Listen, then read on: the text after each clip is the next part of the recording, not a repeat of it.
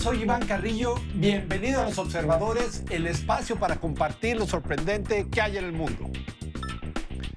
La Comisión Nacional para el Conocimiento y Uso de la Biodiversidad, fundada en 1992 y conocida como CONABIO, se ha convertido en un organismo fundamental para la conservación de los recursos naturales de México. En sus 25 años de labor, esta institución se erige como un ejemplo mundial del uso del conocimiento científico para el desarrollo sustentable. Para hablarnos del impacto de esta organización, así como de los retos que encara hacia el futuro, nos acompañan su coordinador nacional, el doctor José Sarucán Kermes, así como el biólogo Jorge Larson Guerra, coordinador de planeación para el uso de la biodiversidad. Esto es Los Observadores. Doctor José Sarucán, ¿en qué momento conceptualiza en su mente una institución como CONABIO y la necesidad de tenerla para este país? Ya había tenido yo la experiencia de años de mi desarrollo académico, pero específicamente de los 8 años en que fui director del Instituto de Biología, que contiene las colecciones científicas más importantes de México.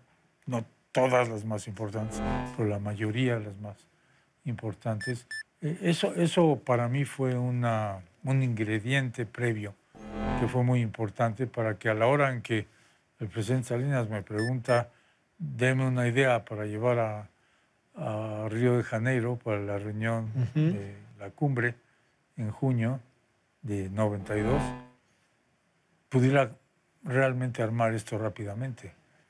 Lo charlé con 2 de mis alumnos que ya habían regresado, el doctor Rodolfo Dirso, que estuvo aquí recientemente. Estuvo aquí también. Y el doctor Daniel Piñero, que fue el primer director del Centro de Ecología y luego del Instituto de Ecología.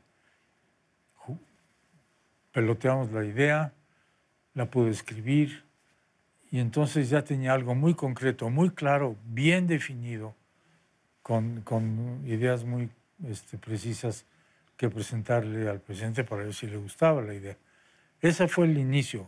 Jorge, hace 25 años nació CONABIO y tú has formado parte de esta magnífica historia, de una historia de éxito, de una institución verdaderamente ejemplar. Me gustaría que me contaras con qué misión, con qué espíritu nació la CONABIO. La idea esencial era que toda la información acumulada sobre la naturaleza de México, en particular sobre las plantas y los animales, estaba archivada en museos, en herbarios, y había que hacerla accesible. Entonces, había mucha información, pero empolvándose. De alguna manera, y accesible a los especialistas siempre, pero no accesible a otros biólogos que no se dedicaban a clasificar y no accesible a la sociedad. Entonces, el primer mandato clarísimo era integrar la información para hacerla accesible. ¿Cómo hacer esto automáticamente accesible?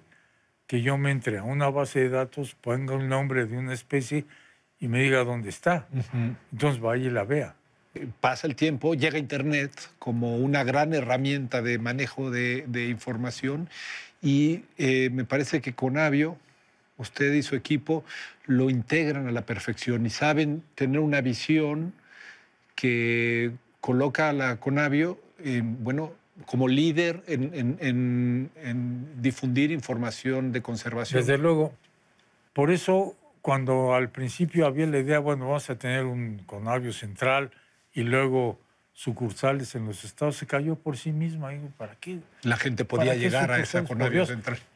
Automáticamente, por internet. Recuérdame aquellos primeros días en CONABIO. ¿Sabías tú que estabas involucrándote en lo que sería tu proyecto de vida?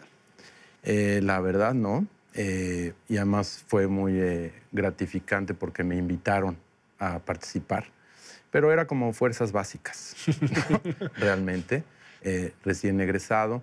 Y entonces fue un aprendizaje muy intenso. Los primeros años, ponerse a leer mucho, a entender qué estábamos haciendo. Y bajo la guía del doctor Sarucán, de Jorge Soberón, siempre sabiendo que estaba uno en algo con mirada de largo plazo. ¿Veías esta proyección? O sea, ¿te imaginabas en aquellos primeros días, años, la proyección internacional que iba a alcanzar la Conavio? La verdad, no. La percibí después de 3, 4 años que empezamos a participar en aspectos internacionales, que entendimos, estudiamos, que ese es uno de los principios que nos dieron. Hay que ver qué está pasando en el mundo, no vamos a inventar el hilo negro. Entonces visitamos otras instituciones y de repente el potencial se empezó a hacer evidente. La Conavio tiene una base de datos que registra la presencia de más de 3 millones de ejemplares que se distribuyen en la Red Mundial de Información sobre Biodiversidad. Además, cuenta con los catálogos electrónicos que describen a más de 50,000 especies que habitan en territorio mexicano. Doctor, después de 25 años, Conavio hoy, ¿cuál es el impacto de toda esta información, todo este conocimiento que genera, distribuye y al cual da acceso de muy distintas maneras, desde las más tradicionales como libros impresos hasta bases de datos complejas, enriquecidas día a día?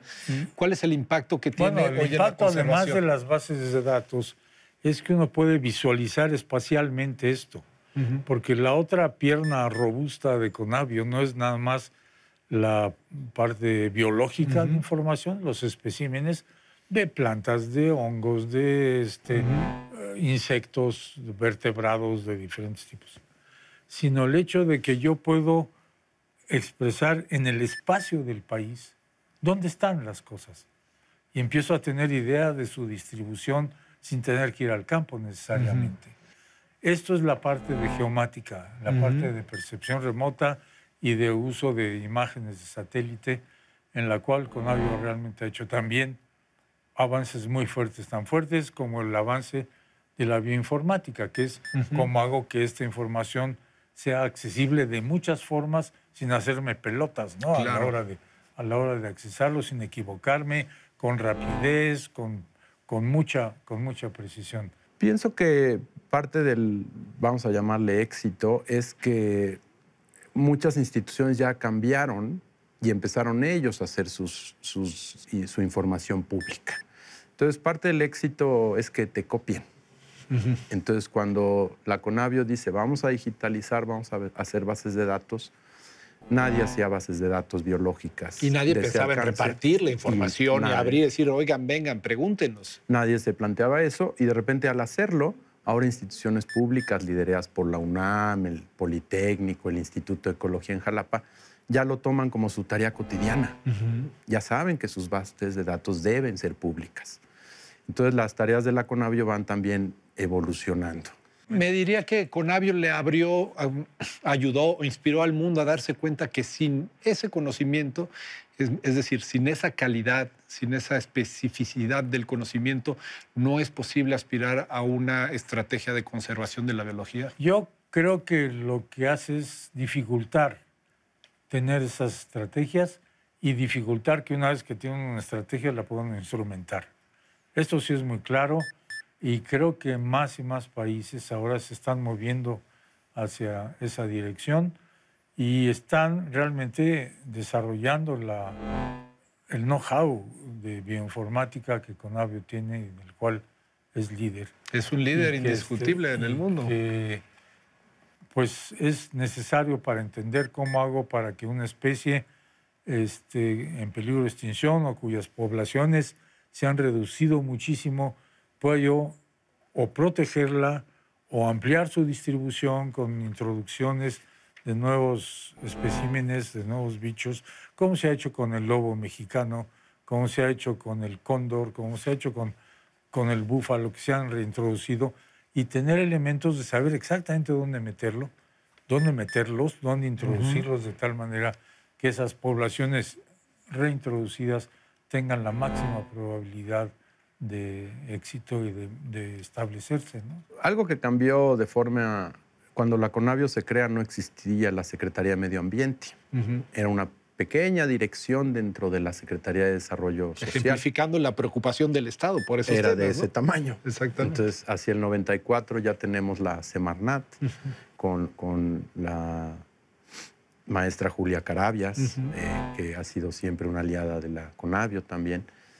Y entonces en el sector público ha crecido la capacidad de, no solo legal, tenemos una ley que antes no teníamos del equilibrio ecológico, sino las capacidades del sector público de operar programas de conservación. Hacia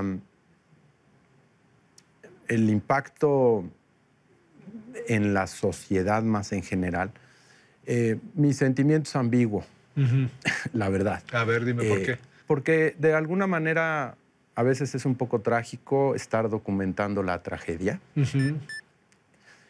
Y bueno, eso a veces hace a la gente más consciente. Le dices, esto es una tragedia. Pero tiene un componente, vamos a decir, un poco paradójico, ¿no? O sea, sabemos más cada vez sobre la naturaleza, pero lo que sabemos es que está en peligro. En 1993, la CONABIO creó la Red Mundial de Información sobre Biodiversidad para consultar las colecciones científicas de otras instituciones. Hoy esta red reúne información de más de 150 países y cuenta con más de 4 millones de registros disponibles. Platícame en estos 25 años una anécdota que guardes, que atesores en particular. Una de ellas tuvo que ver con el nacimiento de la Reserva de la Biosfera de Chamela. Y en ese entonces, como CONABIO, nos pidieron una opinión técnica. Y fue muy bonito porque llevamos lo mejor que teníamos de la información del sistema de información geográfica al campo. Y pudimos ver, por ejemplo, cómo tendría efecto un desarrollo turístico sobre los nidos de los cocodrilos. Y realmente estar en el campo con los animales, no solo como biólogo, sino como ciudadano, te cambia. El libro que sacamos de los 25 años hace la narrativa de cómo fue todo esto. Fueron una serie de circunstancias coyunturales. Yo siempre digo que fue una especie de ver la alineación de los planetas, pero para algo que era absolutamente esencial para el país, que se ha continuado, que es un organismo gubernamental, lo cual quiere decir que sí, dentro del gobierno se pueden hacer cosas enormemente importantes, enormemente eficaces y útiles, y que cuando nos proponemos y existen los estímulos adecuados para esto, podemos hacer cosas absolutamente ejemplares para todo el mundo, para todo el mundo. La CONABIO ha puesto de manifiesto en sus 25 años de labor que el conocimiento científico debe ser el sustento de las decisiones de las autoridades para gobernar y legislar en cuanto a la naturaleza se refiere. Es a través de la ciencia cómo podemos canalizar mejor nuestros recursos y diseñar estrategias para la conservación. Los observadores, el espacio para compartir lo sorprendente que hay en el mundo.